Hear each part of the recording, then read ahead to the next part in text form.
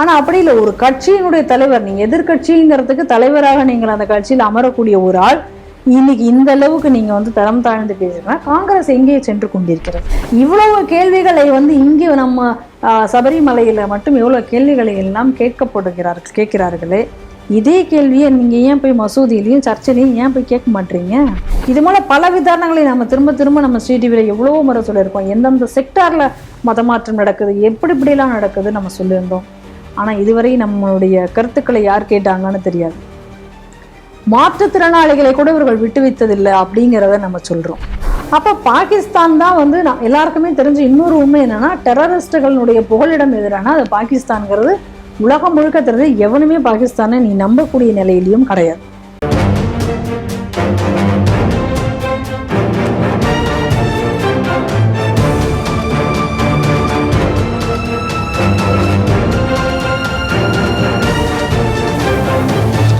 Sri TV நேயர்களுக்கு வணக்கம். இன்று செய்திகள் சிந்தனை நிகழ்ச்சிக்கு உங்களை அன்புடன் வரவேற்கிறேன். இன்று நாம் சிந்திக்க இருக்கும் முக்கிய செய்திகள் எவை என்று பார்ப்போம். வாக்காளர்களுக்கு பணம் தர திமுகவினர் கட்டுக்கட்டாக பணம் பதுக்கல். கோவை தெற்கில் தேர்தலை ரத்து செய்ய அதிமுக போராட்டம். மோடியை பயங்கரவாதி என குறிப்பிட்ட கார்கேவின் பேச்சால் பாஜகவினரிடையே கொந்தளிப்பு. படைத்தவனுக்கும் படைப்புக்கும் பாகுபாடு இருக்குமா? சபரிமலை விவகாரத்தில் முஸ்லிம் நீதிபதி கேள்வி. நாக்பூரில் உள்ள தொண்டு நிறுவனத்தில் மதமாற்றம், உரிமையாளரை கைது செய்தது போலீஸ். நார்வேயில் தேடப்படும் குற்றவாளி பாகிஸ்தானில் ஜேடி வான்ஸுடன் அமெரிக்க ஈரான் பேச்சுவார்த்தையில் பங்கேற்பு. இன்றைய செய்திகள் சிந்தனை நிகழ்ச்சியில் நம்முடன் இன்று அரங்கத்திற்கு வந்து சிந்திக்கிறப்பவர் திருமதி பிரியா வெங்கட் அவர்கள். நேயர்கள் சார்பாக அவரை அன்புடன் வரவேற்கிறேன். வணக்கம் திருமதி பிரியா. வணக்கம் பாண்டிக்குமார். நாளைக்கு தான் நம்மளுடைய ஜனநாயக கடமையை ஆற்ற வேண்டிய நாள். ஆம், தமிழகத்துல நாளைக்கு தேர்தல் நடக்க இருக்கிறது. 23ஆம் தேதி நாளை காலை 7 மணி முதல் மாலை 6 மணி வரைக்கும் நம்மளுடைய ஜனநாயக கடமையை ஆற்றுவதற்கான நேரம் என்பது இருக்கிறது. ஒவ்வொரு வாக்காளர்களும் உங்களுடைய வாக்குச்சாவடிக்கு சென்று உங்களுடைய ஓட்டை அளித்து விட்டு வாருங்கள். அந்த அன்னைக்கு தான் நமக்கு இந்த வேலை இருக்கு, அந்த வேலை இருக்கு, இன்னைக்கு இந்த வேலையை முடிக்கலாமா அப்படி என்று யோசிக்க வேண்டாம். நாம் போடக்கூடிய ஓட்டுனால என்ன மாற்றம் மாறிவிடப் போகிறது அப்படி என்கிற எண்ணமும் தேவையில்லை. ஏன்னா இந்த தேதி தான் நமக்கு இந்த ஜனநாயகத்திற்கு நம்ம உண்மையாக இந்த ஜனநாயகத்தை நாம் நேசிக்கிறோம் என்றால், அந்த ஜனநாயகத்தை நேசிக்கக்கூடிய ஒவ்வொரு தேசியவாதியும் நிச்சயமாக சென்று உங்களுடைய ஓட்டை வாக்குச்சாவடியில் சென்று செலுத்திவிட்டு வாருங்கள். இந்த நாட்டினுடைய தலையெழுத்தை தீர்மானிக்கக்கூடிய நாள் நமக்கு. நம்ம அதனுடைய உரிமையை கொடுத்திருக்கிறது நமக்கு தான் அந்த உரிமையை கொடுத்திருக்கிறார்கள். அதனால தயவு செய்து இந்த உரிமையை விட்டுவிடாதீர்கள். நிச்சயமாக சென்று ஒவ்வொருத்தரும் வாக்களிக்க வேண்டும் என்று நான் ஸ்ரீ டிவி நேயர்களிடம் கேட்டுக்கொள்கிறேன். இனி நம் செய்திக்குள் செல்லலாம். நாளை சட்டமன்ற தேர்தல் நடைபெற உள்ளது. இந்த சட்டமன்ற தேர்தல் என்பது ஜனநாயகத்தின் அடிப்படை அறத்தை காப்பாற்றக்கூடிய விஷயம். அதாவது ஒரு மக்களின் கையில் ஒரு அதிகாரம் இருக்கிறது அப்படின்றது இந்த வாக்கு செலுத்தல் தான் அதிகாரம். இந்த வாக்கு என்ன பண்றாங்கன்னா, ஒரு விஷயத்துல என்ன பண்றோம்னா, இந்த அதிகாரத்தை துஷ்பிரயோகம் பண்ணக்கூடிய விஷயமா இருக்கக்கூடிய இதெல்லாம் பாத்தீங்கன்னா பணப்பட்டுவாடா, பரிசு பொருட்கள் வாங்குவது, இது ஏறக்குறைய ஒரு லஞ்சத்தை ஊக்குவிக்கக்கூடிய விஷயம் அப்படின்னு சொல்லி தேர்தல் கமிஷன் பல்வேறு முறைகள் இது பண்ணக்கூடியது. மக்களும் பல்வேறு வழிகளும் அது பொறுத்துக் கொள்ளவும் முயற்சி செய்கிறார்கள். ஆனா இருந்தும் அரசியல்வாதிகள் தங்களை திருத்திக் கொள்வதா இல்லை. இப்படித்தான் பாத்தீங்கன்னா ஒரு 2 இடத்துல அது அதிகாரப்பூர்வமா செய்திகள் வந்துடுறோம். இப்படி பாத்தீங்கன்னா ஒரு மயிலாப்பூர்ல இருக்கக்கூடிய திமுக வேட்பாளர் வேலு அவர்கள் உதவியாளர் வீட்டுல கிட்டத்தட்ட தேர்தல் பறக்கும் படையினர் நடத்திய சோதனை 2 கோடி ரூபாய் ரொக்கமாக கைப்பற்றப்பட்டுள்ளது. அதுவும் 500 ரூபாய் நோட்டுகளாக கைப்பற்றப்பட்டது. 500 ரூபாய் நோட்டுகள் எல்லாத்தையும் இயந்திரங்கள் மூலமாக எண்ணப்பட்ட பிறகுதான் சொல்லப்படுது 2 கோடி ரூபாய்க்கு. ஒரு உதவியாளர் வீட்டில் 2 கோடி ரூபாய் எப்படி வந்தது என்பது தெரியவில்லை. இதற்கான வழக்கங்கள் இது வரைக்கும் தேர்தல் கமிஷன் சொல்லல. ஆனா அந்த 2 கோடி ரூபாய் அவருக்கு எப்படி வந்தது, எதற்கு காரணமாக அவர் இந்த நேரத்தில் 500 ரூபாய் நோட்டை மாற்றி வச்சிருக்காரு ஒன்று. இன்னொரு செய்தி பாத்தீங்கன்னா கோவையில நம்ம சொல்ல தேவையில்லை. நீங்க ஒரு எப்படி சொல்லுவாங்க, செந்தில் பாலாஜி போயிருக்காருன்றாலே மக்கள் மனசுல ஒரு லேசர், என்னோட கருத்து இல்லை, மக்கள் மனசுல ஒரு தில்லும்புள்ளு நடக்கிறதுக்கு உண்டான காரணங்கள் நிறைய நடக்குதுன்னா இருக்கும் மக்களே சொல்லிடுவார்கள். இந்த தேர்தலில் அவர் எப்படி ஜெயிப்பாரு, ஆனா தில்லுமுள்ளு பண்ணி ஜெயிப்பாரு, அதுக்கு உண்டான சாத்திய குரல் எல்லாமே பண்ணியிருக்காரு. ஏற்கனவே பல்வேறு புகார்கள் தொடர்பாக அந்த தொகுதியின் அதிமுக வேட்பாளர் அம்மன் அர்ஜுன் அவர்கள் பல்வேறு புகார்கள் கிட்டத்தட்ட பணம் பட்டுப்பாடா பண்ணவர்களை கையும் களவுமா பிடித்து காவல் நிலையத்தில் ஒப்படைக்கப்பட்டது. தேர்தல் கமிஷன் இவ்வளவு புகாரும் கொடுத்தும் இதுக்கு மேல் ஒரு சுயேட்சை வேட்பாளரும் இது தொடர்பாக புகார் கொடுத்தார். இவ்வளவு புகார்கள் கொடுத்தும் அந்த கலெக்டர் இந்த நடவடிக்கை, தேர்தல் அதிகாரி அவரைத்தான் இருக்க எந்த நடவடிக்கை எடுக்கவில்லை என்ற காரணத்தால் அவர் நடக்கக்கூடிய கலெக்டர் அலுவலகத்தை முற்றுகையிட்டு போராட்டம் நடத்தியுள்ளார்கள். இந்த இரண்டு வெவ்வேறு செய்திகளாலும் இரண்டுமே திமுக வேட்பாளர் சார்ந்தே இருக்கக்கூடிய விஷயம். இங்கேதான் மக்களுக்கு ஒரு பெரிய கேள்விக்குறி ஏற்படுது. ஒரு சார்பு நிலையாக தேர்தல் கமிஷன் செயல்படுகிறதோ ஒரு கேள்வி எழுகிறது. இந்த செய்தி எப்படி பாக்குறீங்க? தேர்தல் நம்ம ஆரம்பத்திலிருந்தே சொன்னோம், தமிழகத்துல இந்த முறை தேர்தல் என்பது ஒரு உண்மையான ஒரு ஃபேர் எலெக்ஷனாக இருக்குமா அப்படிங்கக்கூடிய சந்தேகத்தை நாம் ஸ்ரீ டிவியில பலமுறை நாம் வைத்துக் கொண்டிருக்கிறோம். இந்த தேர்தல் நாள் நெருங்க நடந்தக்கூடிய நடவடிக்கைகள் எல்லாத்தையும் பார்த்த பொழுது நம்மளுடைய சந்தேகம் உண்மையானதாக மாறிக்கொண்டிருக்கிறது. ஒரு சுதந்திரமாக, ஒரு உண்மையாக, ஒரு வெளிப்படையான ஒரு தேர்தலாக இது இல்லை என்பதுதான் நம்முடைய முடிவாக வந்து கொண்டிருக்கிறது.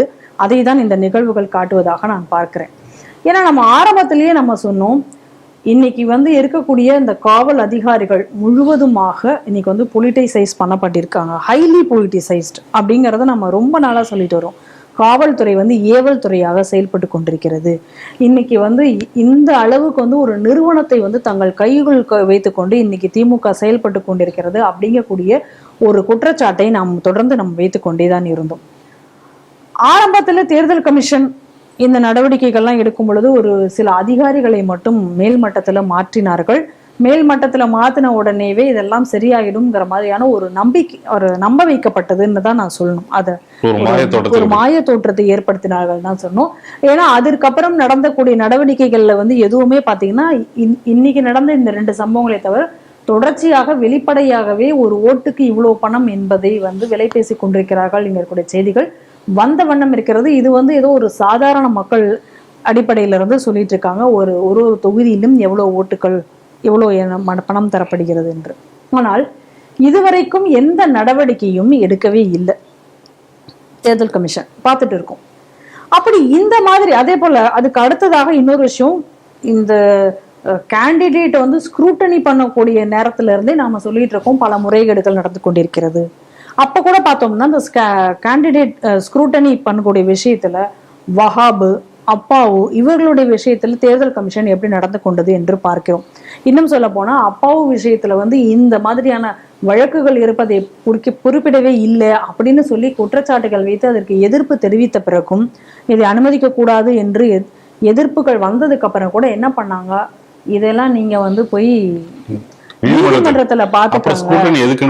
அப்ப ஸ்க்ரூட்டனி எதுக்கு? நீதிமன்றத்துல போய் எப்ப பாத்துட்டு எப்ப வர்றது? நேரடியா மக்கள் வழக்கு அங்கேயே போயிடாம ஒரு அதிகாரி தேவையில்லை. எல்லாத்துக்கும் அவங்க நீதிமன்றமே நீ ஸ்க்ரூட்டனி பண்ணணும். எதுக்கு அப்ப தேர்தல் கமிஷன் அதிகாரிகள் எதுக்கு ஸ்க்ரூட்டனி பண்ணணும்? வகா விஷயத்திலையும் பார்க்கிறோம் இதுதான் நடந்தது, எல்லாத்தையும் நம்ம பார்க்கிறோம். ஆனா அதே நேரத்துல எதிர்கட்சிகளோ அல்லது சுயேட்சைகளோ பல இதுகளை வரும்பொழுது அவர்களுடைய விஷயங்கள் எத்தனை நிராகரிக்கப்பட்டது, எவ்வளவு கேள்விகள் கேட்கப்பட்டன அப்படிங்கிறதையும் நம்ம திரும்ப பார்க்கணும். அப்ப இன்னைக்கு இந்த ஒரு கரப்ட் ஆபீசர்ஸ் அப்படிங்கிறது கூட எல்லா லெவல்லையும் எல்லா மட்டத்திலையும் இன்னைக்கு இருந்து கொண்டு அவர்கள் தான் இதை மொத்தமாக வளைத்து வைத்திருக்கிறார்கள். அதனால இந்த எலெக்ஷன் அப்படிங்கக்கூடியதை பொறுத்த வரைக்கும் நமக்கு ஒரு உண்மையான எலெக்ஷன் தானா, ஜனநாயகத்தினுடைய அடிப்படையில் தான் இந்த தேர்தல் நடந்து கொண்டிருக்கிறதா அப்படிங்கக்கூடிய ஒரு கேள்வி எல்லா மட்டங்களிலும் இன்னைக்கு எழுந்து கொண்டுதான் இருக்கிறதை நம்மளால பார்க்க முடிகிறது. அதே போல இந்த அளவுக்கு ஒரு செயலற்ற ஒரு தேர்தல் கமிஷன் அப்படிங்கிறத நான் பார்த்ததே கிடையாது. இவ்வளவு கூட நாட்களுக்குள்ள பார்க்கும் பொழுது இந்த ஒரு எலெக்ஷன், எத்தனையோ எலெக்ஷன்கள் நம்மளும் இங்க சந்திச்சிருக்கோம் தமிழகத்துல. ஆனா இந்த எலெக்ஷன் மாதிரி ஒரு மோசமான ஒரு எலெக்ஷன் கமிஷனர் அப்படிங்கிறதோ இல்லை அந்த மாதிரியான ஒரு கமிஷனுடைய நடவடிக்கைகளோ பார்க்கவே முடியாது. என்ன சொன்னாங்க, எலெக்ஷன் கமிஷன் கொடுத்த ரூல்ஸ் எதையுமே யாருமே இங்க ஃபாலோ பண்ணதாகவும் தெரியல. நிச்சயமா பல்வேறு விதிமுறைகள் நிறைய இடத்துல பார்த்தோம். எல்லா இடத்துலயுமே விதிமுறை மீறல்கள்ங்கிறது நடந்து கொண்டேதான் இருக்கிறதே நம்ம பாக்குறோம். முதல்ல எடுத்துக்கிட்டோம்னா என்ன சொல்றாங்க, கருத்து கணிப்பு அப்படிங்கறத இந்த ஏப்ரல் 9ஆம் தேதிக்குள்ளார, அதுக்கப்புறம் வந்து எந்த ஒரு தொலைக்காட்சியில இதுல விவாதங்களே வரக்கூடாது, எதுவுமே வரக்கூடாது அப்படின்னு அவர்கள் தான் சொன்னாங்க. அதுக்கு அடுத்தது வந்து திரும்ப ஏப்ரல் 29 வரைக்கும், அதாவது ஏப்ரல் 3ல இருந்து ஏப்ரல் 29 வரைக்கும் நினைக்கிறேன், அந்த ஏப்ரல் 9ல இருந்து 29 வரைக்கும் வந்து இடைப்பட்ட காலத்துல எந்த ஒரு கருத்து கணிப்பும் வரக்கூடாது, வெளியிடக்கூடாது அப்படின்னு சொன்னாங்க. அதுவும் டைம் எல்லாம் குறிப்பிட்டு இதுல இருந்து இது வரைக்கும்.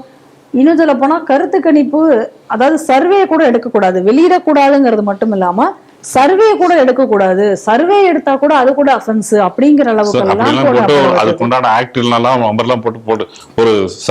சர்க்குலரே பெருசா வெளியிட்டாங்க. ஆனால் எனக்கு தெரிஞ்சு நேத்தி வரைக்கும் கூட இந்த கருத்து கணிப்புங்கிறது முன்னணி ஊடகங்கள்ல கூட நேத்தி வரைக்கும், நான் சொல்றது நேற்று சாயந்தரம் 6 மணிக்கு மேல, 6 மணிக்குள்ள பிரச்சாரங்கள் முடிஞ்சிருச்சு. எந்த ஒரு விதமான பிரச்சாரங்களும் சோசியல் மீடியாலயோ அல்லது இந்த மாதிரி மீடியாக்கள்லயோ ஊடகங்கள்ல எந்த விதமான யாரும் கூட, அதாவது என்ன சொல்றேன், முன்னாடி வந்து எப்படி வச்சிருந்தாங்கன்னா கட்சிகள் வந்து ப்ரமோட் பண்ணக்கூடாதுன்னு தான் இருந்தது. ஆனா இந்த மாதிரி என்ன சொன்னாங்க, ஒரு தனிப்பட்ட நபர்கள் கூட கேம்பெயின்ல ஈடுபடக்கூடாது அப்படின்னு சொல்லிதான் இவங்க வந்து ரூல்ஸ் எல்லாம் போட்டிருந்தாங்க. ஆனா எனக்கு புரியாத ஒரு புதிர் என்னன்னா, இந்த 6:30 மணிக்கு கூட ஒரு முன்னணி ஊடகத்துல பாத்தீங்க அப்படின்னு சொன்னா கருத்து கணிப்பு வெளியிடப்பட்டு அதற்கான இது வந்து லைவ் அப்டேட் லைவ் போயிட்டு இருக்கு. ஆனா இது எதையுமே வந்து தேர்தல் கமிஷன் கண்டு கொண்டதாகவோ இதுக்கு மேல எது மேலேயும் நடவடிக்கை எடுத்ததாகவோ எனக்கு தெரியல. நானும் திரும்ப திரும்ப பார்த்துட்டு இருக்கேன், இந்த நேரத்துல இருந்து வருமே ரூல்ஸ் போட்டிருக்காங்களே, நான் பல தடவை ஒருவேளை நம்ம தான் ரூல்ஸ் தப்பா பார்த்துட்டோமோ அப்படின்னு சொல்லிட்டு நம்மளுடைய வக்கீல்களிடமோ இல்ல இதற்கான ஒரு ஆபீசர்களிடமோ அவர்களிடம் எல்லாம் கேட்டு தெரிந்த பிறகும் கூட அவர்கள் ஆமா இப்படிதான் ரூல்ஸ் இருக்கு அப்படின்னு சொன்னார்கள். ஆனால் நடந்ததுக்கு மாறாக அனைத்துமே இருந்தது. ஆனா எந்த நடவடிக்கையும் எடுத்ததாக தெரியல. அதனாலதான் நான் என்ன சொல்றேன்னா, இந்த அளவுக்கு வந்து ஒரு செயல்படாத ஒரு தேர்தல் கமிஷன் இந்த தடவை இந்த செயல்பட்டு கொண்டிருக்கிறதை பார்க்கும் பொழுது மிகவும் நமக்கு வந்து ஒரு வேதனையாக இருக்கிறது. காரணம் என்ன அப்படின்னு சொன்னா, இனி இந்த மாதிரியான ரூல்ஸுகளை எதையுமே வந்து யாரும் வந்து மதிக்க வேண்டாம் என்கக்கூடிய ஒரு நிலை என்பது ஒரு பக்கம் உருவாகி கொண்டிருக்கிறது. இன்னொரு பக்கம் ஜனநாயகம் என்பதை கேலி கூத்தாக்கி கொண்டிருக்கிறார்கள். ஏன்னா நீங்க யோசிச்சு பாருங்க, ஒரு பக்கம் 8000 ரூபாய் கூப்பனா கொடுத்துட்டு இருக்காங்க, 8000 ரூபாய் கூப்பன் அடிச்சு வச்சிருக்காங்களாம். எல்லாம் முடிஞ்சதுக்கு அப்புறம் இப்ப வந்து தேர்தல் கமிஷன் வந்து கோர்ட்ல வந்து கேஸ் போட்டிருக்கான். எப்ப கொடுத்து முடிஞ்சு நீ நாளைக்கு வந்து தேர்தல் எலெக்ஷன், நாளைக்கு ஓட்டிங் முடிஞ்சிரும், ரிசல்ட் வந்துட போகுது. நீங்க இப்ப இதனுடைய முடிவுகள் ஆராய்ச்சியில் இந்த தேர்தலை ரத்து செய்ய போகிறார்களா? ரத்து செய்யறது கூட இல்ல. அது எனக்கு என்னோட கேள்வி என்னன்னா, ஒன்று தேர்தல் கமிஷனோட விதிகளை மீறினால் அது தகுதி இழப்பு செய்யணும் இருக்கு. அதையே இங்க செய்யலையே. இப்ப நீங்க இந்நேரம் வந்து செந்தில் பாலாஜி மேல பல குற்றச்சாட்டுகள் தொடர்ந்து வந்தது. அவர் ஏற்கனவே வந்து ஒரு அரவக்குறிச்சி தேர்தல் நிற்பாட்டப்பட்டது அவர் பிறந்தாங்க. அரவக்குறிச்சி தேர்தலையுமே என்ன நடந்தது என்று நமக்கு ஏற்கனவே தெரியும். இன்னும் சொல்ல போனா இந்த கரூர்ல கூட இந்த முறை கூட போன முறை மாதிரி இந்த மக்களை வந்து அடைத்து வைக்கிறது, பட்டியல் அடைச்சி வைக்கிறது, இந்த மாதிரியான சம்பவங்கள் நடந்தது. அது தெரிஞ்சுதான் மக்கள் போய் அது எல்லாத்தையும் அகற்றப்பட்டதுங்கிறத நம்ம பாக்குறோம். அப்ப இங்க எகைன் வந்து இங்க இந்த மாதிரி பணம் கொடுத்திருக்காங்க அப்படிங்கிறது இந்த குற்றச்சாட்டு வந்து கொண்டிருக்கிறது. இன்னைக்கு அம்மன் அர்ஜுனா அவர்கள் இந்த அளவுக்கு ஒரு மிகப்பெரிய போராட்டத்தையும் முன்னெடுத்திருக்கார்கள். இவ்வளவு நடந்ததுக்கு அப்புறமா அந்த கேண்டிடேட் தகுதி இழப்பு செய்யப்படணுமா வேண்டாமா? அப்படி நீங்க செய்யலைன்னா அந்த ஜனநாயகம் என்பது இங்க கேலி கூத்தாக தானே மாறிக்கொண்டிருக்கிறது. அப்புறம் எதுக்காக விதிமுறைகளை நீங்க வந்து விதிக்க வேண்டும்? எதுக்காக இந்த விதிமுறைகளை வந்து நீங்க விதிக்கணும்? எந்த விதிமுறைகளாலும் சும்மா வந்து நீங்க விதிமுறைகள் இருக்குங்கிறதை காட்சிப்படுத்துறதுக்காக வைக்கிறீங்களா, இல்ல யாரை வந்து இது பண்றதுக்காக? அதே போல பாருங்க, தபால் ஓட்டுகள், இந்த தபால் ஓட்டுகள்ல அவ்வளவு முறைகேடுகள் நடந்திருக்கிறது. வீடியோ ஆதாரங்களோட வெளியே வந்தது. இன்னும் சொல்ல போனா பல இடங்கள்ல அவங்க அப்ளையே பண்ணாத இடத்துக்கெல்லாம் கூட போய் இவங்களா போன் பண்ணி போய் அதை வந்து அந்த ஓட்டை பெற்று வந்திருக்கிறார்கள் கூடிய செய்திகள் எல்லாம் வந்தது. இப்படி தொடர் முறைகேடுகள் இதுக்கு எல்லாத்துக்கும் முன்னோடியாக எஸ்ஐஆர் வந்த பொழுதே கூட நாம் சொன்னோம், இந்த எஸ்ஐஆரும் கூட தமிழகத்துல முழுமையாக அமல்படுத்தப்படுமா அப்படிங்கக்கூடிய சந்தேகத்தை நாம் முன்னெடுக்கணும். அதுலயும் கூட இப்ப நம்ம வந்து ஸ்ரீ டிவியினுடைய கள ஆய்விற்காக பலரை வந்து நம்ம பல ஊர்களில் வந்து இன்னைக்கு கள ஆய்வு செய்து கொடுத்து கொண்டிருக்கிறார்கள். அந்த செய்திகள் எல்லாம் நீங்கள் பார்த்து கொண்டுதான் இருக்கீங்க. அப்படி கள ஆய்வு செய்த இடத்துல பல ஊர்கள்ல இருந்து என்ன சொல்றாங்க அப்படின்னு சொன்னா, எஸ்ஐஆர் பொறுத்த வரைக்கும் சரியாக அமல்படுத்தவில்லை. காரணம் என்ன அவங்க சொல்றாங்க அதுக்கு அப்படின்னு சொன்னா, அதாவது அந்த ஓட்டு இல்லாதவர்கள், அந்த பர்சனே கிடையாது, அவர்களை வந்து நீக்க வேண்டும் என்று கொடுத்ததுக்கு அப்புறம் கூட அவர்கள் நீக்கணும் அப்படின்னு சொல்லி இவர்கள்லாம் மனு, இந்த பகுதியிலேயே அவங்கெல்லாம் இல்லை, இவங்கெல்லாம் இறங்கா மாறி போயிட்டாங்க, இந்த ஏரியாவில் இல்லை, சிலர் இறந்து விட்டார்கள், இப்படியெல்லாம் கொடுத்ததுக்கு அப்புறம் கூட அவர்கள் வந்து நீக்கப்படாமல் இன்னும் அந்த பெயர்ல அப்படியே பட்டியலில் இருக்கிறது அப்படிங்கிற குற்றச்சாட்டுகளை எல்லாம் கூட சிலர் வந்து இன்னைக்கு முன்வைத்து கொண்டிருக்கிறார்கள் நம்ம கலாய்வு செய்த நபர்கள். அப்படி இருக்கிற பட்சத்துல இப்ப எஸ்ஐஆர்ல இருந்து ஆரம்பிச்சு நீங்க எவ்வளவு தூரம் மோசடிகள் தொடர்ந்து நடந்து கொண்டே இருக்கின்றன அப்படிங்கிறத பாருங்க. அப்படி இது எல்லாத்தையும் மனதில் முழுமையாக வைத்து பார்க்கும் பொழுது இந்த தேர்தல் அப்படிங்கிறது நியாயமானதாக நடைபெற போகிறதா, இது உண்மையிலேயே ஜனநாயக முறையில் தான் நடக்குமா அப்படிங்கக்கூடிய கேள்விதான் இந்த மனதில் எழுகிறது. ஒரு இதுல அந்த தேர்தலினுடைய முடிவுகள் அப்படியே இதுல வந்தாலும் அது எப்படி இருக்கும் அப்படிங்கக்கூடிய ஒரு கேள்வியும் எழுகிறது. இந்த ஒரு முன்மாதிரி ஏற்கனவே திருமங்கலம் ஃபார்முலாங்கிறதே பெயர் பெற்றது தமிழகத்தில் தான். அன்றையிலேருந்து இன்று வரைக்கும் அது மாறாத மறையாத இருக்குது. இந்த சொல்ல போனா இவர்கள் அதாவது இதுல மொத்தத்திலையும் கொடுமையான ஒரு விஷயத்தையும் நான் பார்க்கிறேன். இந்த மாதிரியாக பரிசு பொருட்களை நாங்கள் தரப்போகிறோம் அப்படின்னு சொல்லி எந்த பரிசு பொருட்களும் தரக்கூடாது என்கிற நிலையில பரிசு பொருட்களை எல்லாம் கொடுத்து அந்த பரிசு பொருட்களை தராதனால் ஒரு உயிரும் இன்னைக்கு பறி போயிருக்கு. அதுவும் வெட்ட வெளிச்சமாக சொல்லப்பட்டு ஊர் மக்கள் வந்து போராட்டங்கள் எல்லாம் நடத்தி இவ்வளவும் நடந்ததுக்கு அப்புறமும் அந்த எலெக்ஷன் கமிஷனுக்கு மட்டும் தெரியலையா, ஏன் விசாரணை கூட முன்னெடுக்கவில்லை? அப்ப மண்ணச்சநல்லூர் கேண்டிடேட் கதிரவன் வந்து இன்னைக்கு தகுதி இழப்பு செய்யப்பட வேண்டாமா அப்படிங்கிறது நமக்கு புரிந்து கொள்ள முடியாத ஒரு விஷயமாக இருக்கிறது. சாதாரணமா யாராவது ஒருத்தங்க வந்து தற்கொலைக்கு தூண்டினால் அவரோட தற்கொலைக்கு தூண்டியவர்கள் மேலும் நடவடிக்கை எடுக்கக்கூடிய காவல்துறை வெரி கிளியரா எல்லாருமே சொல்றாங்க, இந்த பரிசு பொருள் தராதனாலையும் அவர்களை கேவலமாக திட்டியதனாலையும் அந்த பெண் மனம் உடைந்து, இத்தனைக்கு அந்த பெண்ணை தாக்கப்பட்டிருக்கிறார்கள்னா கூட சொல்றாங்க. அதனால அந்த பெண் உயிரிழந்த தற்கொலை செய்து கொண்டதாக சொல்லும் பொழுது அவர் ஏன் கேண்டிடேட்டை நீங்க கூப்பிட்டு விசாரிக்கல? ஏன் கேண்டிடேட் தகுதி இழப்பு செய்யப்படவில்லை? அப்ப தேர்தல் கமிஷன் இந்த கேண்டிடேட்டையும் கூப்பிட்டு விசாரிக்கல, இல்ல எதுவுமே செய்யல. ஒரு சின்ன விசாரணை நடந்ததா கூட அதை பத்தி நமக்கு செய்திகள் வரவில்லை. அப்ப இந்த வகையில நம்ம பார்த்து கொண்டு போறோம்னா இன்னைக்கு வந்து இந்த அரசியல் கட்சிகளால் ஜனநாயகம் கேலி கூத்தாக மாற்றப்பட்டிருக்கிறது. தமிழகத்துல இன்றைய தேர்தலே வந்து ஒரு கேள்விக்குறியாக மாறி இருக்கிறது. இப்ப இந்த மாதிரி சொல்லப்பட்ட இடங்கள், அதாவது வெளிப்படையான புகார் வந்த இடங்களில் சில இடங்கள்ல பாத்தீங்கன்னா பிடிச்சு கொடுத்ததுக்கு அப்புறமும் கூட மொத்த ஆட்களையும் பிடிக்காம லேட்டா போலீஸ்காரங்க அங்க வந்து ஒருத்தனை மட்டும் பிடிக்கிறது, மற்றவங்களெல்லாம் ஓட விடுறது, இந்த மாதிரியான சம்பவங்கள் எல்லாம் நடந்திருக்கு. சில இடங்கள்ல வந்து நேரடியா பிரிண்ட் அடிச்சு வச்சிருக்காங்க அந்த 8000 ரூபாய் கூப்பன். இப்ப நீங்க கேஸ் போட்டு என்ன பண்ணுவீங்க? அடிச்சு வச்சிருக்கிறது பொதுமக்களுக்கே தெரியுது, வெளிப்படையா இருக்கிற நமக்கே தெரியும் போது தேர்தல் கமிஷனுக்கு தெரியாதா இந்த மாதிரி பண்ணிருக்காங்க அப்படின்னு சொல்லிட்டு? அதனால இந்த தேர்தலை வந்து ரத்து செய்வார்களா, இந்த முடிவுகள் வந்து ரத்து செய்யப்படுமா அப்படிங்கிறது நம்மளுடைய கேள்வியாக இருக்கு. அப்படியே ஒரு தேர்தல் முடிவுகள் எல்லாம் வந்ததுக்கு அப்புறமும் கூட இந்த வழக்கெல்லாம் இப்ப போட்டிருக்காங்க. நீதிமன்றம் என்ன சொல்ல போகிறது? நம்மளுடைய கோரிக்கை என்ன அப்படின்னு சொன்னா, இந்த ஜனநாயகம் காப்பாற்றப்பட வேண்டும் என்றால் இதையெல்லாம் தாண்டி இந்த சட்டம், இந்த பிரச்சனைகள், இதையெல்லாம் தாண்டி இந்த ஜனநாயகத்தை காப்பாற்ற வேண்டிய கடமை என்பது ஒவ்வொரு குடிமகனுக்கும் இருக்கிறது. அதனால இந்த ஜனநாயகத்தை காப்பாற்ற வேண்டி ஒவ்வொரு குடிமகனும் வாக்குச்சாவடியில் சென்று உங்களுடைய ஓட்டை முறையாக செலுத்துவதன் மூலமாகவே இந்த முறைகேட்டை தடுக்க முடியும். அதனால என்னுடைய வேண்டுகோள், நம்ம ஸ்ரீ டிவி நேயர்கள் அனைவருக்கும், ஒவ்வொரு குடிமகனும் ஒவ்வொருத்தரும் சென்று வாக்குச்சாவடியில் உங்கள் வாக்கை அளியுங்கள். பிரதமர் மோடி அவர்களை வந்து எந்த ஒரு குறையும் சொல்ல முடியாது, அவர் ஆட்சியை பற்றி எந்த ஒரு குறையும் சொல்ல முடியாது என்ற உச்சக்கட்ட ஒரு வருத்தத்தின் அடிப்படையில் தான் வந்து ஒரு ஒரு பொதுக்கூட்டத்தில் வந்து காங்கிரஸ் தலைவர் கார்கே வந்து மோடியை வந்து பயங்கரவாதி என்று திட்டியிருக்கிறார்.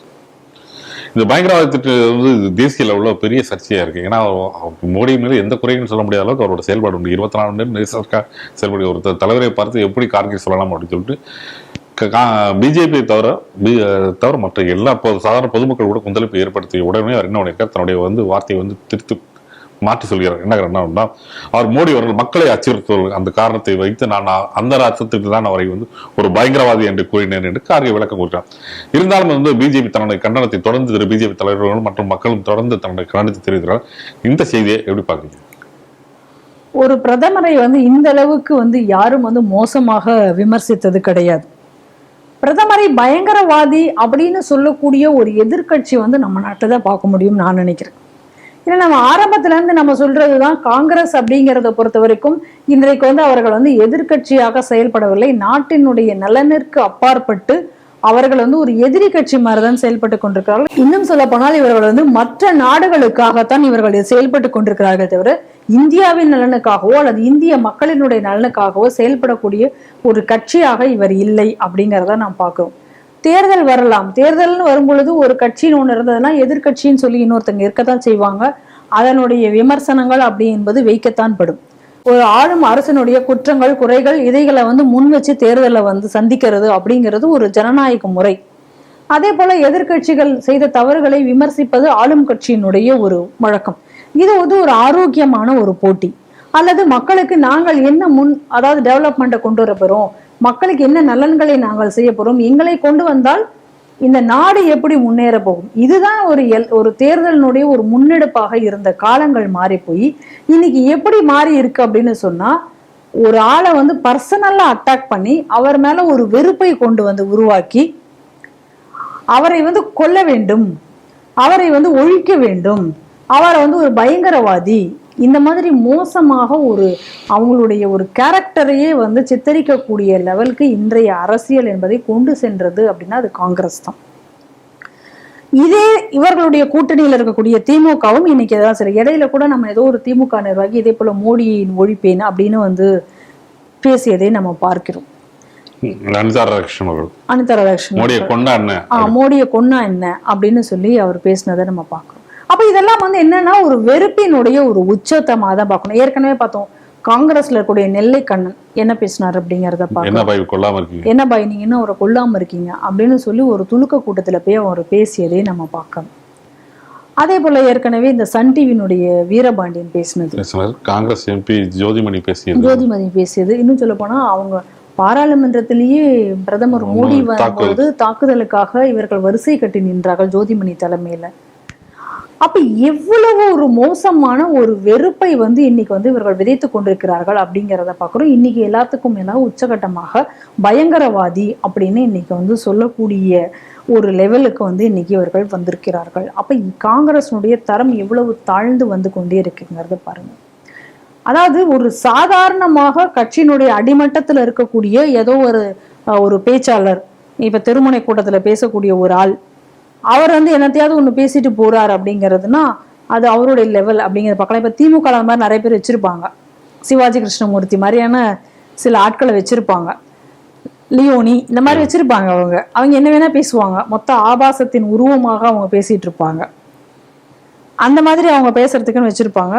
அதே விஷயங்களை வந்து இவர்கள் மேல இருக்கிற இவர்கள் வந்து பேச மாட்டார்கள் அப்படிங்கக்கூடிய ஒரு ஆர்டராது இருக்கும். அந்த மாதிரி உள்ளவங்க பேசியிருந்தா கூட சரி இது வந்து இப்படித்தான் அப்படின்னு சொல்லி விட்டுருக்கலாம், அதனுடைய தரம் அப்படிதான் அப்படின்னாவது போயிருந்திருக்கலாம். ஆனா அப்படி இல்லை, ஒரு கட்சியினுடைய தலைவர், நீங்க எதிர்கட்சிங்கிறதுக்கு தலைவராக நீங்கள் அந்த கட்சியில் அமரக்கூடிய ஒரு ஆள் இன்னைக்கு இந்த அளவுக்கு நீங்க வந்து தரம் தாழ்ந்து பேசுறீங்கன்னா காங்கிரஸ் எங்கேயே சென்று கொண்டிருக்கிறது. அப்ப நம்மளுடைய பார்வையில எப்பயுமே வந்து ஒரு ஆளும் கட்சினா இன்னைக்கு பாஜகவே இருந்தாலும் கூட எதிர்கட்சியாக ஒரு ஆள் கேள்வி கேட்பதற்கு வேண்டும் என்பதுதான் நம்மளுடைய நிலைப்பாடு.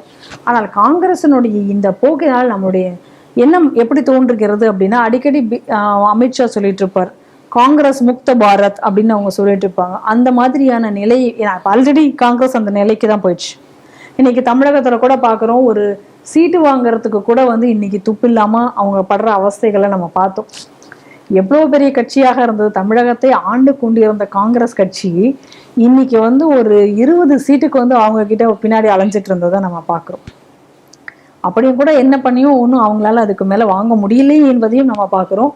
என்ன நடந்துட்டு இருக்குன்னு பார்க்கிறோம். இன்னைக்கு ஒரு தலைவர் வந்து ஒரு தலைவருடைய பேச்சை வந்து மொழிபெயர்ப்பதற்கு கூட இன்னைக்கு காங்கிரஸ்ல ஆள் கிடையாது. அந்த ஒரு கொடூரமான இருக்கு.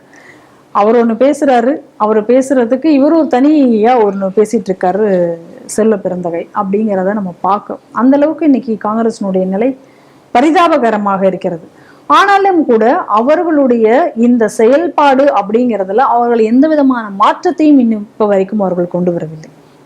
இந்த மாற்றத்தை அவர்கள் கொண்டு வராதவரை என்னைக்குமே காங்கிரஸை மக்கள் புறக்கணிக்கத்தான் போகிறார்கள் என்பதுதான் நிதர்சனமான உண்மை. இவர்கள் மேலும் மேலும் செய்யறதுனால இதனால வந்து பிரதமர் மோடிக்கோ இல்லை மற்றவர்களோ இப்போ இவர்கள் பயங்கரவாதின்னு சொன்னோன்னே யாரும் இப்போ மோடியை பயங்கரவாதியாக பார்க்க போவதில்லை. இவர்கள் சொல்லக்கூடிய குற்றச்சாட்டுகளை யாரும் ஏற்க போவதும் இல்லை. ஏன்னா இன்னைக்கு எதை வச்சு இன்னைக்கு பிரதமர் மோடியை எதிர்கொள்ளுவது அப்படின்னு தெரியாத ஒரு சூழ்நிலையில இப்ப இதெல்லாம் இவங்க பேசிக்கிட்டு இருக்காங்க. அப்படிதான் மக்களை பார்த்து கொண்டு அதை கடந்து செல்வார்கள் என்பது உண்மை. ஆனால் அனைவருமே இந்த காங்கிரஸை புறக்கணித்துக் கொண்டிருக்கிறார்கள் என்பதை இவர்கள் புரிந்து கொள்ள வேண்டும், காங்கிரசினர். இன்னொரு பக்கம் அதே நேரத்துல இன்னைக்கு கிரண் ரிஜிஜு அவர்கள் தேர்தல் கமிஷனரிடம் சென்று புகார் கொடுத்திருக்கிறார்கள். இந்த மாதிரி எதிர்கட்சிகளர் இப்படி மோசமாக பேசுகிறார்கள். ரெண்டாவது, ஒரு ஜனநாயக முறைப்படி ஏதோ பிரதமர் அதிபராக சர்வாதிகாரியாக இங்க வரல. இங்க கூட ஒருத்தர் நான் சர்வாதிகாரியாகன்னு சொல்லிட்டு இருப்பார். ஆனா அந்த மாதிரி இவர் சர்வாதிகாரியாக இவர் வரவில்லை. ஜனநாயக முறைப்படி தேர்ந்தெடுக்கப்பட்ட ஒரு பிரதமர்.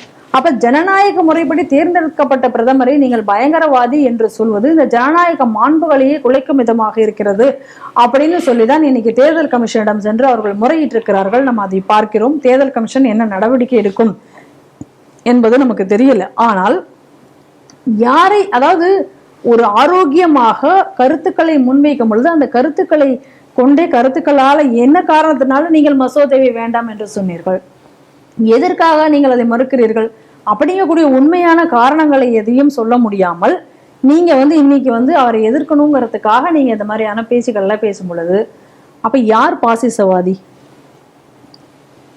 ஜனநாயக முறைப்படி நீ கருத்துக்களை வச்சா அவங்க இன்னொரு கருத்து, நீ எதிர்கருத்தை வையி, அந்த எதிர்கருத்து பிரகாரம் நீங்க போங்க. ஏன் உங்களால அது முடியல? அது முடியாம போகும்போது தானே நீங்க இந்த மாதிரியான ஹிட்டுக்கு இப்பெல்லாம் வர்றீங்க. அப்ப யார் பாசிசவாதி? அப்ப இன்னைக்கு இந்த திமுகவும் இந்த காங்கிரசும் இவர்கள் தானே பாசிசவாதி. உங்களுக்கு எதிராக ஒரு கருத்தை யாராவது முன்வைத்தாலே அதை எங்களால் ஏற்க முடியாது அப்படின்னு சொல்லி நீங்க போராடத்தான் போராடுவோம், அதுக்காக எந்த லெவலுக்கும் கீழே நாங்கள் இறங்கி செல்வோம் என்றால் உண்மையான பாசிசவாதி இன்னைக்கு காங்கிரசும் இன்னைக்கு உள்ள திமுகவும் தான் உண்மையான பாசிசவாதி. இதை மக்கள் புரிந்து கொள்ள வேண்டும்.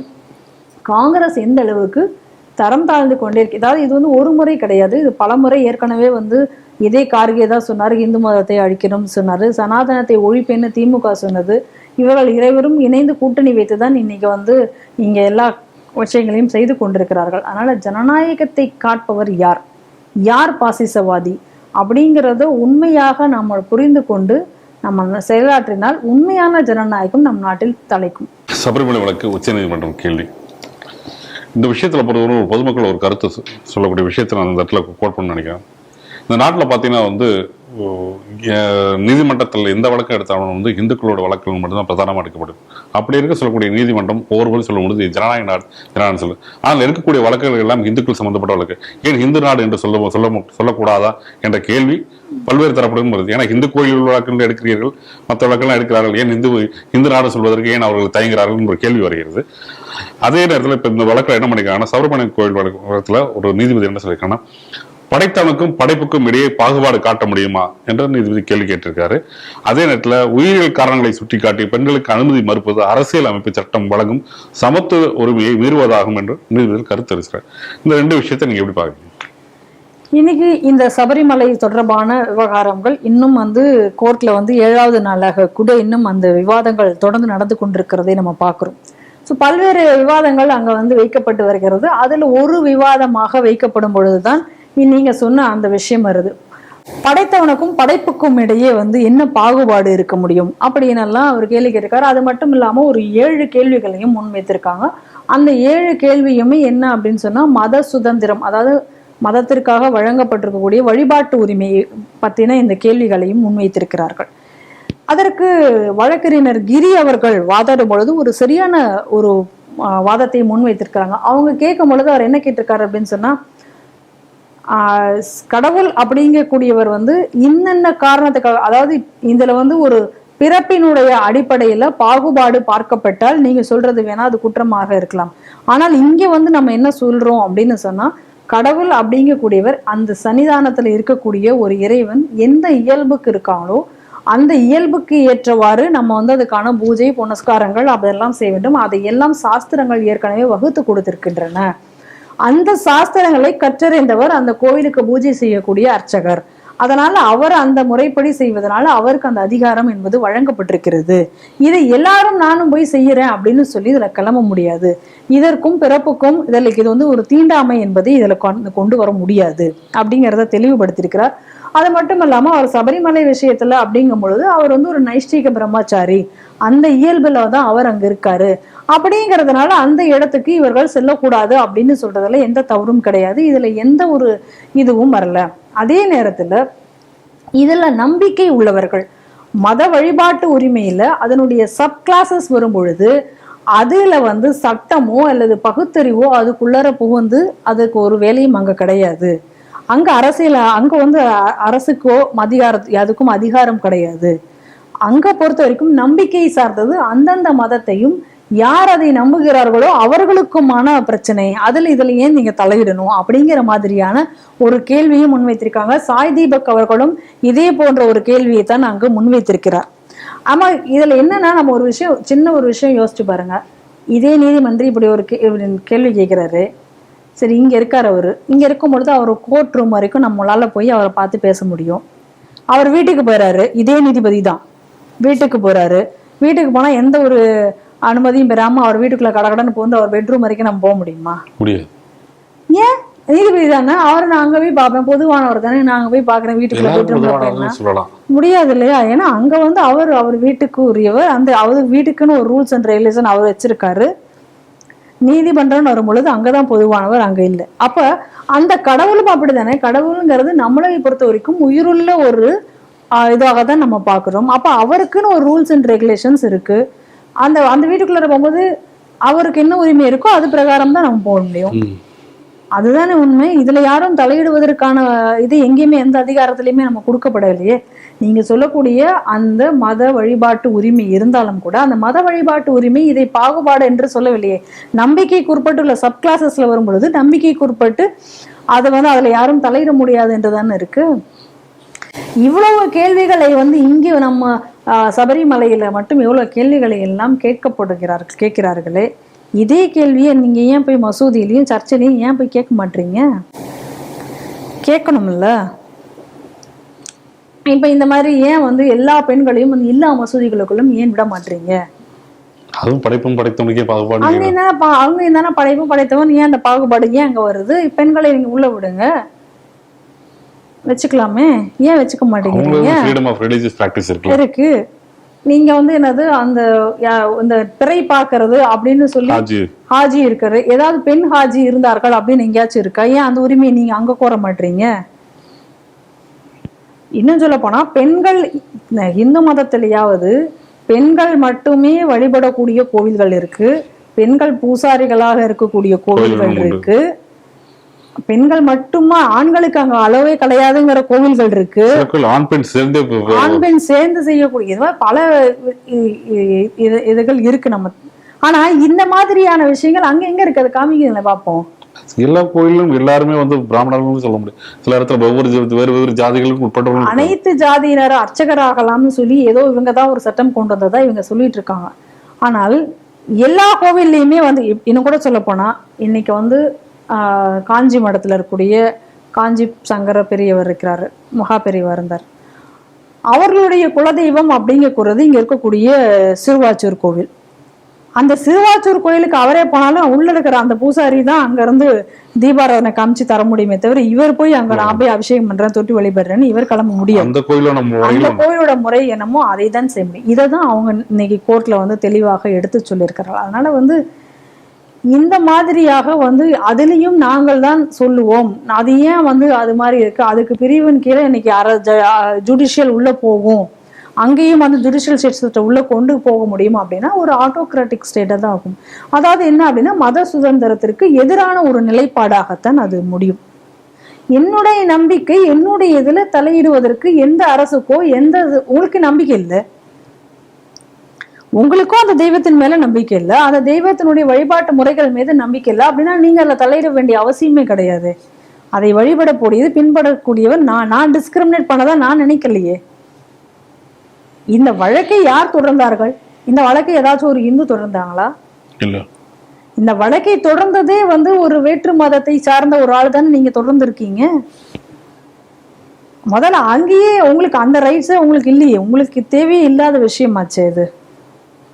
அதனால தொடர்ந்து இந்து மத விஷயங்கள் மட்டும் கேள்விக்குறியாகப்படுவதும், அதற்காக நாங்கள் வழக்கு நீதிமன்றங்களும் உடனே நாங்கள் இதற்கு ஒரு சடங்கு சம்பிரதாயங்கள்ல ஒரு கேள்விகளை கேட்பதும், நாங்கள் அதற்கு ஒரு பதில் சொல்வோம் அப்படிங்கிறதும் தொடர்கதையாக ஆகி கொண்டிருக்கிறது.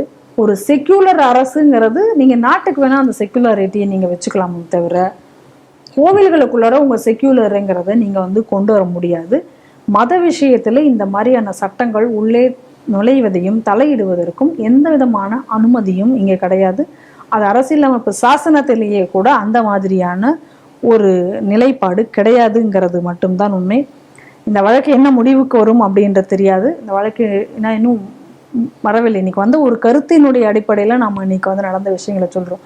அதே போலதான் இப்ப கூட இன்னொரு விஷயம் சொல்லியிருக்காங்க, இந்த கோவில்கள் எல்லாம் தமிழில் குடமுழுக்கு, அதற்கான நடந்தது என்ன, அதற்கான அறிக்கையை கொடுங்க. இன்னும் கூட எங்கேயோ பார்த்தேன், மதுரையில் நடக்கக்கூடிய குடமுழுக்கா இருந்தால் அதுக்கு தமிழில் தான் பண்ணியிருக்க வேண்டும். ஏன்னா மதுரையில தான் சங்கங்கள் தமிழ் சங்கங்கள் இருந்தது. அதனால அது தமிழுக்கும் மதுரை கோவிலுக்கும் இன்னும் அதிக நெருக்கம் இருப்பதனால அந்த குடமுழுக்கு தமிழ்லேயே இருக்கணும் அப்படின்ற கருத்துக்கள்லாம் கூட நீதிபதிகள் சொன்னதாக நான் செய்திகள் பார்த்தேன். அது முழுமையா எனக்கு அது தெரியல அது.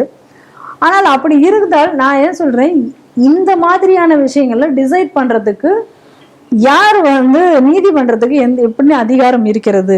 அறநிலையத்துறைக்கு அந்த அதிகாரம் கிடையாதுங்கிறது என்பது மட்டும்தான் உண்மை. ஏன்னா எந்த ஆகமங்கள் படி அந்த கோவில்கள் செய்யப்பட்டிருக்கிறது, எந்த ஆகமத்தின்படி அந்த கோவில் அன்று கும்பாபிஷேகம் நடந்தது, எதன்படி நடந்ததோ அதன்படிதான். இங்க தமிழா அல்லது சம்ஸ்கிருதமா அப்படிங்கக்கூடிய பாகுபாடு என்பது கிடையாது.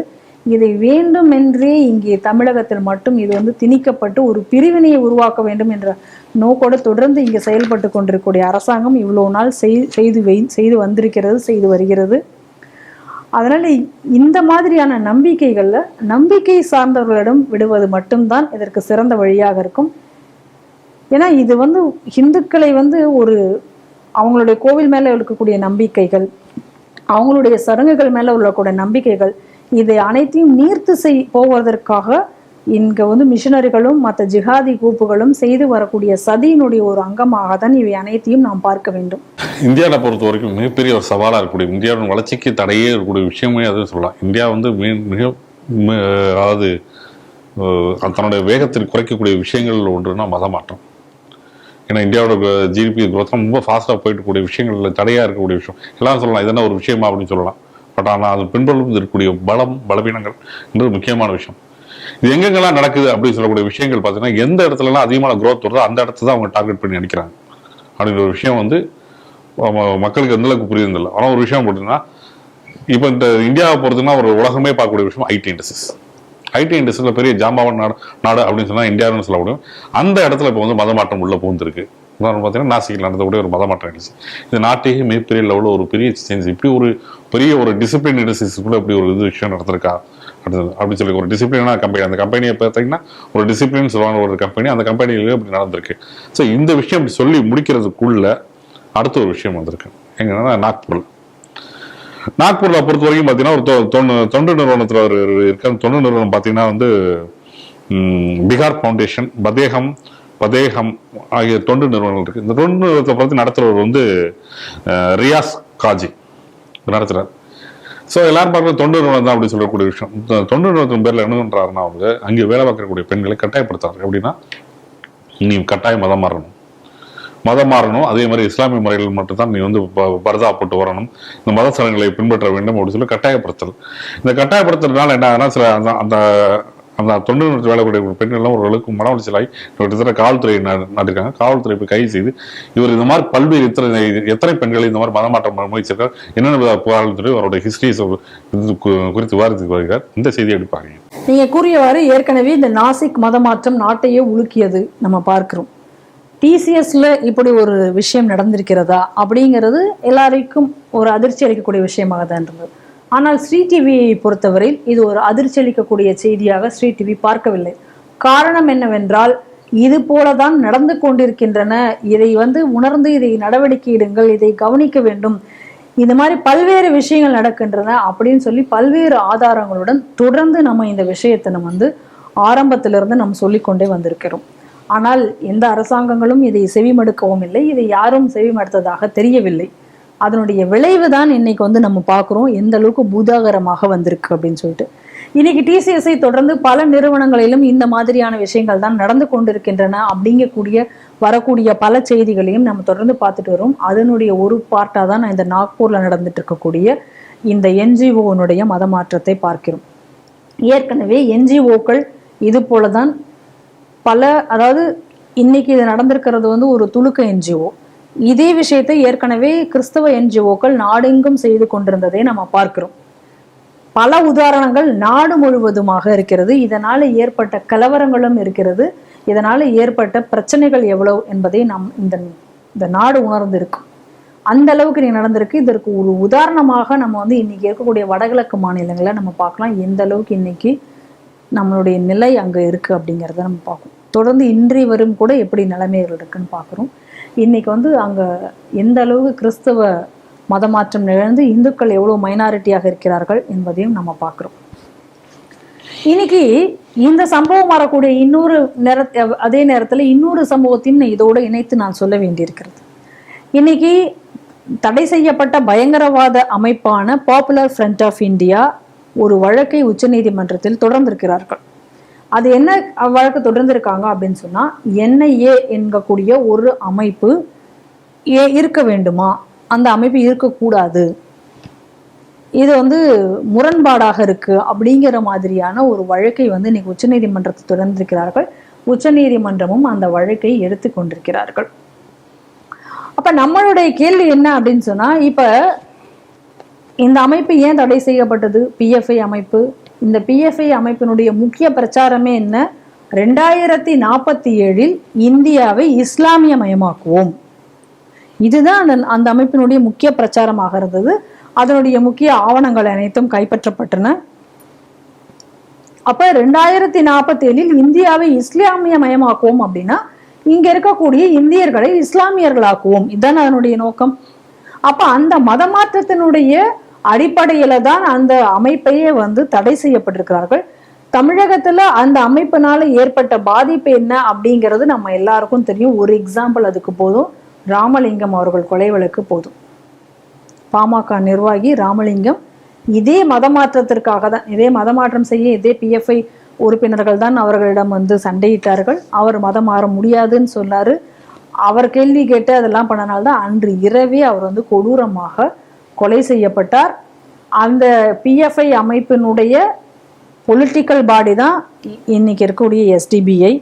இன்னைக்கு அந்த SDBIயினுடைய தலைவர் நெல்லை முபாரக்கு தான் இன்னைக்கு வந்து ஒரு வேட்பாளராகவும் இருக்கிறார் என்பதையும் நாம தெரிஞ்சுக்கணும் இந்த நேரத்துல. அப்ப இப்படிப்பட்ட ஒரு அமைப்பு தான் இன்னைக்கு வந்து என்ன வழங்கப்படுது, NIA வேண்டாம் அப்படின்னு ஒரு வழங்கப்படுது. இதையெல்லாம் நம்ம ஆரம்பத்திலேயே நம்ம சொல்லி கொண்டிருந்தோம். இந்த மாதிரி முக்கியமாக நீங்க பாத்தீங்க அப்படின்னு சொன்னா, சில முக்கிய படிப்புகள் HR கம்பெனி நிறுவனங்கள்ல முக்கியமான போஸ்டிங் இருக்கக்கூடியது HR, ஹியூமன் ரிசோர்ஸ்ல இருக்கக்கூடிய HR மேனேஜர், அந்த HR போஸ்ட். அப்ப அதற்குரிய படிப்புகள். அதே போல சோஷியல் ஸ்டடீஸ், அதாவது சோஷியல் வெல்ஃபேருக்கான சோஷியல் அனிமேஷன், இந்த மாதிரியான துறைகள். இதில் எல்லாம் துலுக்கர்களை வந்து திட்டமிட்டு அவர்களை வந்து படிக்க வைத்தார்கள், திட்டமிட்டு படித்தார்கள் அப்படிங்கிறக்கூடிய செய்திகள் எல்லாம் நம்ம ஏற்கனவே சொல்லுங்க. இது வந்து எப்படி இது மாறுது இந்த ட்ரெண்டு அப்படின்னு சொல்லிட்டு. அப்ப அதனுடைய அடிப்படையில் இன்னைக்கு நீங்க யோசிச்சு பாருங்க. இது எதுவுமே இன்னைக்கு புதுசா இன்னைக்கு எதுவும் நடந்து கொண்டிருக்கக்கூடிய விஷயமே கிடையாது. பல உதாரணங்களை நம்ம தமிழகத்திலே சொல்ல முடியும். ஏற்கனவே 2014 நம்ம இந்து முன்னணி வெளியிட்ட ஆவணப்படத்திலே கூட பார்த்தா, நாகூர்ல வந்து இதே போல ஒரு நிறுவனத்துல வேலை செய்த பெண்கள் அனைவரும் எப்படி வந்து மதமாற்றம் செய்யப்பட்டார்கள் அப்படின்னு சொல்லிட்டு அதுல வந்து ஒரு டாக்குமெண்ட் முழுவதுமாக ஒரு பெண்மணி எழுதியது. அவர்களுடைய மகள்கள் அனைவரையும் எப்படி அவர்கள் மதமாற்றம் செய்தார்கள். அந்த நிறுவனத்துல வேலை செய்யும் பொழுது சிறிது சிறிதாக நீ போட்டு வச்சுட்டு வரக்கூடாது, நீ கோயிலுக்கு போகாத, அது வந்து இது இப்படி நீ பருதா போட்டு, இப்படி சிறிது சிறிதாக எப்படி மதம் மாற்றப்பட்டு கடைசியாக முழுமையாக அந்த பெண்ணை வந்து மாற்றினார்கள் அப்படிங்கக்கூடிய முழு விஷயமும் இன்னைக்கும் அந்த இதுல நம்ம அன்னைக்கே நம்ம சொன்னோம். அந்த விஷயங்கள் தான் இன்னைக்கு ஒன்னொன்னா வெளில வருது. இது எங்கேயோ பெரிய ஒரு கார்பரேட்ல மட்டும் கிடையாது, சாதாரணமான ஒரு சின்ன நிறுவனத்திலிருந்து தொடங்குகிறதுங்கிறது தான் நம்மளுடைய குற்றச்சாட்டாக இருக்கிறது. சாதாரணமாக ஒரு சின்ன நிறுவனம், சாதாரணமாக நம்ம ஏதாவது ஒரு பள்ளிக்கூடத்தில், ஒரு பிரைவேட் பள்ளிக்கூடத்தில், சாதாரணமாக ஒரு கடைகளில், இப்படி ஒரு சின்ன சின்ன விஷயங்கள்ல இருந்து தான் இன்னைக்கு பெரிய அளவில் விஸ்வரூபம் எடுத்து இன்னைக்கு ஒரு மிகப்பெரிய கார்ப்பரேட் கம்பெனி வரைக்கும் இன்னைக்கு அது நடந்திருக்கிறது. இன்னும் சொல்ல போனால் இப்போ அந்த கார்ப்பரேட் கம்பெனியில் அந்த பெண்கள் பேசிய வீடியோக்கள்லாம் வெளிவந்திருக்கிறது. எப்படி கொஞ்சம் கொஞ்சமாக நாங்கள் மதம் மாறணும் அப்படிங்கக்கூடிய வீடியோகள். இன்னும் சொல்ல போனால் ரொம்ப நாள் இது வந்து பொறுமையாகவே இருந்துகிட்டே இருந்தாங்க. அப்புறம் ஒரு கட்டத்துக்கு மேலே தான் அது வந்து இன்னைக்கு வெடித்து இந்த இவ்வளோ பெரிய விஷயம் அப்படிங்கிறது வெளியில் வந்திருக்கு. என்ன நம்ம பார்க்கணும் இதில் அப்படின்னா, இதை தான் வந்து கிறிஸ்தவர்கள் முன்னாடி வந்து செஞ்சுட்டு இருந்தாங்க, செஞ்சு இதை மதம் மாற்றதை சிஸ்டமேட்டிக்காக பண்ணிட்டு இருந்தாங்க. இன்னைக்கு இதே துலுக்கர்களும் இதே ஒரு விஷயத்தை இன்னைக்கு ஆரம்பித்திருக்கிறார்கள். இதனாலெல்லாம் தான் வந்து ஏற்கனவே வந்து இந்த மதமாற்றம்ங்கிறது ஏதோ ஒரு சாதாரண விஷயம் கிடையாது. மதம் மாற்றம்ங்கிறது இந்த நாட்டினுடைய, இந்த தேசத்திற்கே மிகப்பெரிய அபாயம் அப்படின்னு சொன்னார் மகாத்மா காந்தி. எனக்கு மட்டும் சட்டம் இயற்றும் அதிகாரம் என்று ஒன்று இருந்தால் மதமாற்ற தடை சட்டம் கொண்டு வருவேன் அப்படின்னு அவர் அப்போதே சொன்னார். இன்னைக்கு என்னத்தையும் சொல்லல, காந்தி சுதந்திரம் அடைஞ்சது நேரத்துல காந்தி சொன்னது. விவேகானந்தரும் அதான் சொன்னார். யாரோ ஒரு ஆள் மதம் மாற்றி அந்த மதத்துக்கு போயிட்டாரு, போனா போயிட்டு போதும் அப்படின்னு நீ நினைக்காதே, உன்னுடைய எதிரிகளில் 2 பேர் அந்த பக்கம் சேர்ந்திருக்கிறார்கள்னு விவேகானந்தர் சொன்னார். சுவாமி விவேகானந்தர் இருந்த நாள் இன்னைக்கு. இப்ப இது மூல பல விதாரணங்களை நம்ம திரும்ப திரும்ப நம்ம ஸ்ரீடிவில எவ்வளவோ முறை சொல்லியிருக்கோம். எந்தெந்த செக்டார்ல மதமாற்றம் நடக்குது, எப்படிலாம் நடக்குது நம்ம சொல்லியிருந்தோம். ஆனா இதுவரை நம்மளுடைய கருத்துக்களை யார் கேட்டாங்கன்னு தெரியாது. மாற்றுத்திறனாளிகளை கூட இவர்கள் விட்டு வைத்ததில்லை அப்படிங்கிறத நம்ம சொல்றோம். மாற்றுத்திறனாளிகளை கூட எப்படி திட்டமிட்டு மதம் மாத்தினாங்கிறது தான் உத்தரப்பிரதேசத்துல நடந்தது.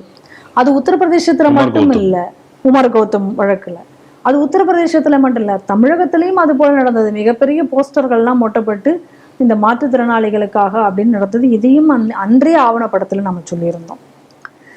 ஸோ இவ்வளவு நடந்ததுக்கு அப்புறமும் அரசாங்கம் அமைதியாக இருக்கிறதனுடைய விளைவு வந்து இன்னைக்கு என்ன அப்படின்னு சொன்னா, இந்த அளவுக்கு வந்து இதை கொண்டு சென்றிருக்கிறது. இன்னைக்கு இந்த என்ஜிஓல இது நடந்திருக்கு. இதே பிஎஃப்ஐ நிறுவனத்தினுடைய பல என்ஜிஓக்கள் கேரளத்திலையும் தமிழகத்திலையும் பல இந்தியா முழுக்க பல இடங்களிலும் இன்னும் அதெல்லாம் செயல்பட்டு கொண்டு தான் இருக்கிறது. ஸோ அங்கெல்லாம் என்ன நடந்தது, என்னெல்லாம் பண்ணி கொண்டிருக்கிறார்கள் என்பது யாருக்கு தெரியும். இன்னும் சொல்ல போனா, இந்த மதமாற்றம் என்பது ஏதோ மதமாற்றத்தோடு இங்கு நின்று விட்டதா அப்படின்னு கேட்டா இல்லை. அந்த மாதிரி மதம் மாறியவர்கள் தான் பயங்கரவாத செயல்களிலும் ஈடுபட வைக்கப்படுகிறார்கள் அப்படிங்கிற குற்றச்சாட்டும் இங்க இருக்கிறதை நம்ம பார்க்கிறோம். அதற்கு ஒரு எக்ஸாம்பிள் நம்ம சொல்லணும் அப்படின்னு சொன்னா, அதையும் தமிழகத்துல இருந்தே நம்மளால சொல்ல முடியும். சந்தோஷ் என்ற இளைஞன் மதம் மாறி அங்க ஒடிசால போய் பூரி ட்ரெயின்ல போய் குண்டு வைத்ததை நாம் பார்க்கிறோம். அது வந்து அந்த ட்ரெயின் எரிப்பு சம்பவத்தில் கைது செய்யப்பட்டான் என்கிறதை நம்ம பார்க்கிறோம். இது ஒரு எக்ஸாம்பிள் சொல்றது. பல விஷயங்கள் சொல்லலாம். ஏற்கனவே கோயம்புத்தூர்ல வந்து அத்திக்கூர் ரகுமான் அப்படிங்கிறவரை வந்து மதுக்கரை பகுதியிலேருந்து கைது செய்யப்பட்ட பொழுது அவர் இதே தான் சொன்னார். அவர் கைது செய்தது எதுக்காக அப்படின்னு சொன்னால், இது போல ஒரு வெடிகுண்டு தயாரிப்பதை பயிற்சிகள் பெற்று பலருக்கு அந்த பயிற்சி அளித்ததற்காக அவர் அப்பொழுது கைது செய்யப்பட்டார். இதே போல மதம் மாறிதான். அப்ப இந்த மதம் மாற்ற பெற்றவர்கள் மூளை செலவு செய்யப்பட்டு இந்த நாட்டிற்கு எதிராகவே போராட வைக்கப்படுகிறார்கள். அவர்கள் வந்து இங்கே குண்டு வைக்க பயிற்சி அளிக்கப்படுகிறார்கள். இந்த மாதிரி பல சம்பவங்கள் இங்கே நடந்து கொண்டிருக்கிறது. இதை தவிர லவ் ஜிஹாத், அது வழியாக மதம் மாற்றம். அப்ப இந்து இன அழிப்புங்கிறது எந்த அளவுக்கு இங்க நடந்து கொண்டிருக்கிறது, இதெல்லாம் வந்து வெறும் வந்து ஒரு டிப் ஆஃப் தி ஐஸ்பர்க் அப்படின்னு தான் சொல்லணும். இன்னும் பெரிய அளவுல இது என்னெல்லாம் இருக்கு என்பதை நாம் வந்து கூர்ந்து கவனிக்க வேண்டிய ஒரு கட்டாயம் நமக்கு இங்கே ஏற்பட்டிருக்கிறது. அப்படி நம்ம இன்னைக்கு பார்க்கும் பொழுது, இன்னைக்கு நாடு முழுவதும் எடுத்துக்கொண்டால் எந்த அளவுக்கு இவையெல்லாம் நடந்திருக்கும் அப்படிங்கக்கூடிய ஒரு விபரீதத்தை நீங்கள் எண்ணி பாருங்கள். ஒவ்வொரு பெற்றோரும் ஒரு பக்கம் அரசாங்கம் விழிப்புணர்வோடு இங்கே மதமாற்ற தடை சட்டம் என்பதை கொண்டு வர வேண்டும் என்ற ஒரு கோரிக்கை ஒரு பக்கம் இருந்தாலும் கூட, ஒவ்வொரு பெற்றோரும் கூட விழிப்புணர்வோடு எப்படி தன் மகள்கள் எங்கே என்ன ஆகிறார்கள் என்பதையும் கூர்ந்து கவனிக்க வேண்டிய ஒரு கட்டாயத்திற்கும் இன்று ஆளாக்கப்பட்டிருக்கிறார்கள். இது ஏதோ ஒரு அவங்க மதம் மாறி போனாங்கிறது கிடையாது.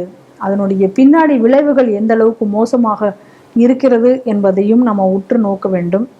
அதற்கு பல உதாரணங்களாக இன்னைக்கு வந்து கேரளா ஸ்டோரிஸ் படங்கள் எல்லாம் இன்னைக்கு வெளிவந்திருக்கு. அதெல்லாம் ஏதோ கேரளா ஸ்டோரிஸ், அதெல்லாம் மிகைப்படுத்தப்பட்ட படம் அப்படின்னு சொல்லி ஒதுக்காம அந்த மாதிரியான படங்களை தயவு செஞ்சு போய் பாருங்க. உங்களுடைய மகன்களை எல்லாம் பார்க்க வையுங்க அந்த படத்தை. அது மிகைப்படுத்தப்பட்ட படம் இல்லை, உண்மையாக என்ன நடந்ததோ அதனுடைய அடிப்படையில் 90% அதனுடைய அடிப்படையில் எடுக்கப்பட்டவை. ஏன்னா அதில் பாதிக்கப்பட்ட நபர்களே திரும்ப அதுக்காக பேட்டியும் கொடுத்துருக்காங்க. அதையும் நம்ம இங்கே பார்க்குறோம்.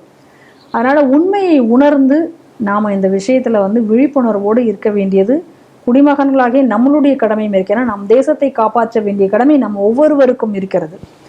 அதனால இதில் நம்முடைய கடமையும் இதில் இருக்கிறது என்பதை நாம் புரிந்து கொள்ள வேண்டும். இன்னொரு பக்கம் அரசாங்கத்தினுடைய சார்பில் இன்னைக்கு தேசிய அளவில் மதமாற்ற தடை சட்டம் என்பது கொண்டு வரப்பட்டு அது கடுமையாக அமல்படுத்தப்பட வேண்டும் என்பதையும் நான் கேட்டுக்கொள்கிறேன். அமெரிக்கா ஈரான் யுத்தம் ஏறக்குறைய அமெரிக்கா வந்து இது ஒரு காமெடி பீஸ்னு சொல்லலாம். ஏறக்குறைய வந்து புலிவாலை பிடித்த கதை மாதிரி ஆயிடுச்சு. விட்டா கடிச்சிடும், விடலைன்னா நாடுக்கு கவுத்திரும் அப்படின்ற மாதிரி ஒரு அரசியல் ரீதியாக ட்ரம்ப் தன்னோட அரசியலுக்காக பயன்படுத்திட்டு ஆரம்பிச்சுட்டு ஒரு சாலார் ஒவ்வொரு நாடும் ஒவ்வொரு கட்டுரை எழுதப்படுகிறது. இதுக்கு மத்தியசம் பண்ணுறதுக்கு வந்து ஒரு நாடை பிடிச்சிருக்காங்க. அதுக்கு வடிவேல் ஒரு கதையில் சொல்லுவாங்க, புள்ள பிச்சுக்கெல்லாம் கொடுக்க முளைக்குமான்ற கதை மாதிரி. அது மாதிரி பிடிச்சிருக்க நாடுன்னு பார்த்தீங்கன்னா பாகிஸ்தான். பாகிஸ்தான் அவர்கள் எந்த அளவுக்கு வந்து ஒரு அடிமையாக வைத்திருந்தார்கள் என்று உலக நாடுகளே தெரியும். இப்போ அந்த நாட்டின் உதவியை வந்து இன்னைக்கு அமெரிக்கா கேட்க வேண்டிய நிலைமைக்கு போயிருக்கு.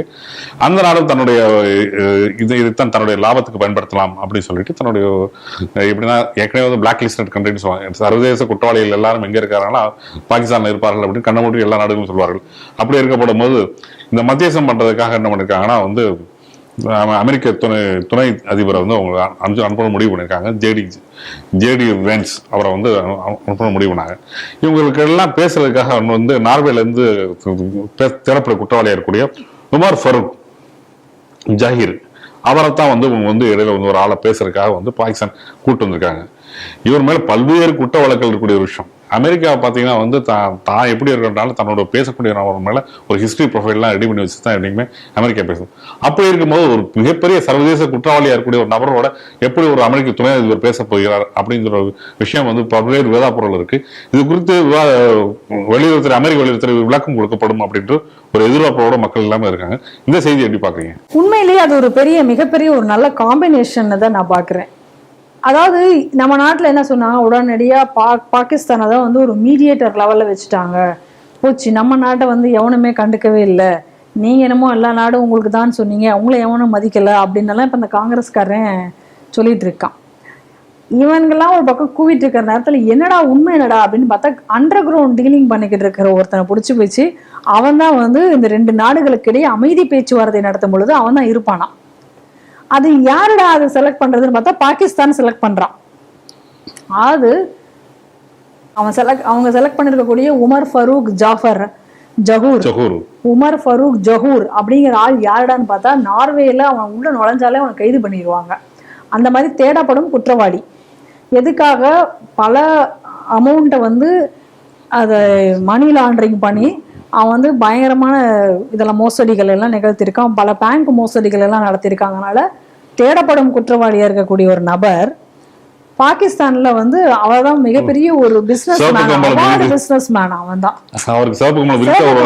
அவரை உட்கார வச்சிருக்காங்க. என்னடான்னா இவனோட போய் யாரடா பேச போறாருன்னா அமெரிக்க துணை அதிபரா இருக்கக்கூடிய ஜேடி வான்ஸை போய் பேசுவாராம். என்ன கொடுமையா இருக்குது. இதைதான் வச்சுக்கிட்டு இவங்க வந்து ஐயோ நம்ம நாட்டுக்கு இல்லையா அப்படின்னு இவங்க இங்க காங்கிரஸ்காரங்க. இப்ப பாகிஸ்தானுடைய நிலைமை என்னடான்னா ஏதோ ஒரு ரேங்க் கிரிமினல் ரேங்க் ஃப்ராடா இருக்கிறவன் வந்து இன்னைக்கு அவன் சொல்றதுதான் இவங்க நான் கேக்குது. அப்படின்னா இன்னைக்கு பாகிஸ்தானுடைய நிலைமை எப்படி இருக்கு, அந்த நாடினுடைய தரம்ங்கிறது எப்படி இருக்கு அப்படிங்கிறத பாருங்க. அதே நேரத்துல அமெரிக்கா எப்படிப்பட்ட ஆட்களை எல்லாம் ஊக்குவிக்கிறது அப்படிங்கிறதும் இன்னைக்கு ஒரு கேள்வியாக இருக்கு. நமக்கே நல்லா தெரியும். பாகிஸ்தானை வந்து நீங்க இன்னொரு பக்கம் வளர்த்து விட்டுட்டு இந்தியாவுக்கு ஒரு தலைவலி கொடுக்கறதுக்காக மறைமுகமாக இன்னைக்கு எல்லா வேலையிலையும் அமெரிக்கா செய்து கொண்டிருக்கிறதுங்கிறதையும் எல்லாருக்குமே தெரிஞ்ச உண்மைதான்.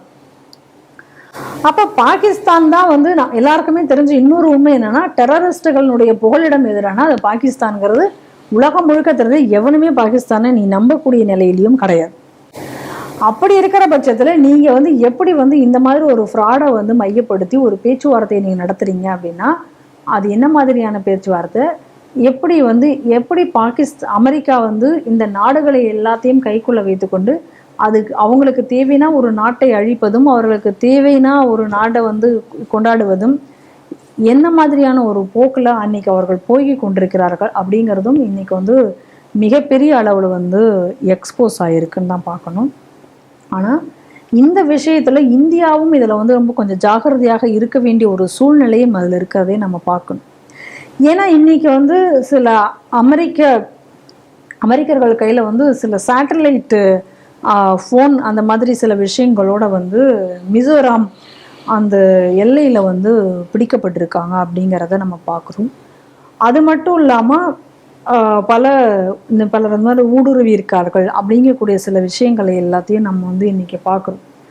அப்படியெல்லாம் வரும் பொழுது இந்தியாவும் வந்து இந்த மாதிரி விஷயங்களில் வந்து ஜாகிரதையாக இருக்கணும். எந்த அளவுக்கு வந்து இவங்க, ஏன்னா தொடர்ச்சியாக வந்து இன்னைக்கு வந்து இப்போ பார்க்குறோம் பாகிஸ்தானுடைய நிலைமை எப்படி இருக்கு அப்படின்னு சொன்னால், எதையாவது சொல்லி இப்போ அவங்க நாட்டுக்குள்ளே இப்போ ஷெபாஸ் ஷெரீஃப் சரி, ஆசிம் முனீரும் சரி, எதையாவது ஒன்றை சொல்லி அவங்க நாட்டில் தங்களை நிலைநிறுத்திக்க வேண்டிய ஒரு கட்டாயம் அவங்களுக்கு இருக்குது. ஏன்னா இப்போ அவங்க வந்து கேள்வி கேட்க ஆரம்பிச்சிட்டான். உள்ளே இருக்க மக்கள்லாம் இவங்க என்னடா காமெடி பண்ணிக்கிட்டு இருக்கானுங்க, இந்தியா வந்து அடிச்சுட்டு போயிடுச்சு, போனதுக்கப்புறம் நாங்கள் தான் அடித்தோம்னானுங்க, இங்கே தான் பலத்தை அடி கிடக்கு, இவனுங்க ஏன் இப்படிலாம் பேசிகிட்டு இருக்கானுங்க அப்படி இப்படின்னு கடைசியாக ஒரு வழி இல்லை வேறு வழியே இல்லாமல், ஏன்னா 4 மணிக்கு ஆசிம் முனீர் தான் ஃபோன் பண்ணி எழுப்பினாரு, எல்லாத்தையும் இடிச்சிட்டாங்கன்னு சொல்லிட்டு நாங்கள் அதனால தான் போக வேண்டியதாக போச்சு அப்படின்னு அவனே ஒத்துக்கக்கூடிய நிலைமையெல்லாம் அந்த அளவுக்குலாம் கொண்டு வந்து விட்டுட்டாங்க இன்னைக்கு நாட்டை. அப்படி இருக்கும் பொழுது ஷெபாஸ் ஷெரீஃபுக்கும் ஆசிம் முனீருக்கும் எதையாவது பண்ணணும். அப்போ இப்போ அமெரிக்காவை கூட்டில் வைத்துக்கொண்டு இந்த மாதிரியான ரேங்க் கிரிமினல்ஸ் ஃப்ராடுகளை எல்லாம் வைத்துக்கொண்டு மேபி இந்தியா மேலே இன்னொரு தாக்குதல்களை இவர்கள் செய்தாலும் செய்யலாம், முற்படுத்தலாம். அதற்கான ஒரு வாய்ப்பும் இருக்குது. அதனால எச்சரிக்கையாக இருக்க வேண்டும். இன்னைக்கு வந்து பஹல்காம் தாக்குதல் நடந்து அந்த ஒரு வருடம் ஆனது. இன்றோடு ஒரு வருடம் முடிவுகிறது. இஸ்ரேல் இன்னைக்கு கூட சொல்லியிருக்காங்க, அந்த பலிதானிகளை வந்து நாங்கள் நினைவு கூறுகிறோம்.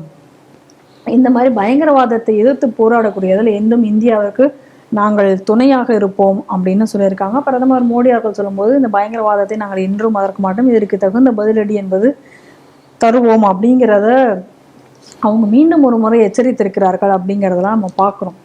இருந்தாலும் கூட இது வந்து நம்ம நாட்டிற்கு வந்து ஒரு ஆபத்தான விஷயமாகத்தான் நம்ம பார்க்கணும். இன்னும் சொல்ல போனால் இந்த ஜஹூர் பற்றி இன்னொரு முக்கியமான விஷயமும் சொல்ல, இந்த இம்ரான் கானை வந்து இப்போ உள்ள தள்ளி வச்சிருக்காங்க இல்லையா, ஒரு கேஸில் உள்ளதில்லை, அந்த கேஸில் வந்து இம்ரான் கானை வந்து உள்ள தள்ளுறதுக்கு காரணமாக இருந்தவனும் இந்த ஜஹூர் தானா. அப்போ இந்த ஜஹூரே ஒரு ஃப்ராடு. அப்போ இந்த ஜஹூர் ஒரு ஃப்ராடாக இருந்த கொண்டு இன்னொரு ஆளை வந்து இந்த மாதிரி, அதாவது அந்த நாட்டினுடைய ஒரு பிரதமராக இருந்த இம்ரான் கானையே வந்து இந்த மாதிரியாக அவங்க பண்ணுறதுக்குரிய ஒரு அளவுக்கு இவனுடைய கை அந்த பாகிஸ்தானில் ஓங்கி இருக்கு. அதை இவன் சொல்றதை கேட்டுதான் இவங்க நடக்கிறார்கள். அப்படின்னா எந்த அளவுக்கு ஒரு மோசமான சூழ்நிலை என்பது பாகிஸ்தானில் இருக்கிறது என்பதை பார்க்க வேண்டும். அப்ப இந்த மாதிரியான ஆட்களை வைத்துக்கொண்டு எந்த ஆபரேஷன் வேணா எந்த நாடுகள் வேண்டுமென்றாலும் செய்யலாம். ஏன்னா ஏதாவது ஒரு வகையில பாகிஸ்தானை இன்ஃப்ளூயன்ஸ் பண்றதுக்கு இவன மாதிரி ஆட்களை இப்ப அமெரிக்கா போன்ற நாட்கள் பிடித்தாலே போதுமே. அதனால இவனுடைய விஷயத்துல வந்து எச்சரிக்கையாக இருக்க வேண்டும். அதே நேரத்துல அமெரிக்காவும் தங்களுடைய அரசியலுக்காக இந்த அளவுக்கு தங்களுடைய நிலையை விட்டு கீழே இறங்கி செல்கிறதா அப்படிங்கக்கூடிய ஒரு கேள்வியும் நம்ம இடத்துல எழுகிறது. இதற்கான ஒரு பதிலை வந்து, ஏன்னா இப்போ வந்து ஒரு வீடியோ வைரலாகி தான் இப்போ இவ்வளவு விஷயங்கள் வெளியில வந்திருக்கு. இதற்கான பதிலை வந்து ஜேடி வான்ஸ் அவர்கள் தருவாரா, அமெரிக்கா ட்ரம்ப் என்ன சொல்ல போகிறார், எல்லாத்தையும் பொறுத்திருந்து பார்ப்போம். நன்றி மேடம். நன்றி. இத்துடன் செய்தியில் சிந்தனை நிகழ்ச்சி நிறைவடையது. மீண்டும் அடுத்த ஒரு நிகழ்ச்சி சந்திப்போம். நன்றி, வணக்கம், ஜெய் ஹிந்த்.